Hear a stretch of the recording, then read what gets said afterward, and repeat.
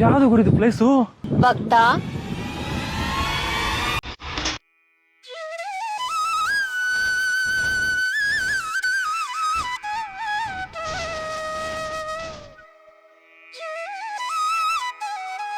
ದೇವ್ರೆ, ನಾನು ನಿಮ್ನ ಹುಡುಕ್ತಾ ಇದ್ದೆ.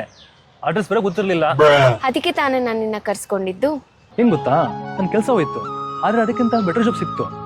ಗರ್ಲ್ ಫ್ರೆಂಡ್ ಜೊತೆ ಬ್ರೇಕಪ್ ಆಯ್ತು, ಅವಳಿಗಿಂತ ಬೆಟರ್.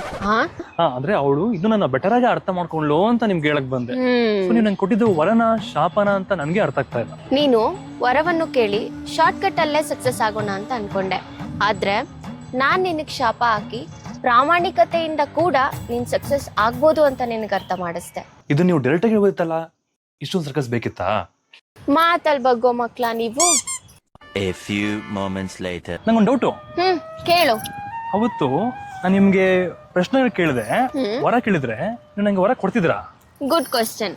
ನೀನವತ್ತು ಪ್ರಶ್ನೆನ ಕೇಳ್ತೀಯಾ ಅಂತ ನಂಗೆ 100% ಗೊತ್ತಿತ್ತು. ಅದಂಗೆ? Because I am god. Silly god. Super god ಅಂತ ಹೇಳಕ್ ಬಂದೆ. ಸೊ ಇನ್ಮೇಲೆ ನಾನು ಸುಳ್ಳು ಹೇಳ್ಬೋದಲ್ವಾ? ಇಷ್ಟಾದ್ರೂ ನೀನ್ ಪಾಠ ಕಲ್ತಿಲ್ಲ ಅಲ್ಲ? ಹೌದು, ಇನ್ಮೇಲೆ ನಿಂಗೆ ಯಾವ ಶಾಪನೂ ಇಲ್ಲ. ಇರಿ, ನಾನು ಟೆಸ್ಟ್ ಮಾಡ್ತೀನಿ.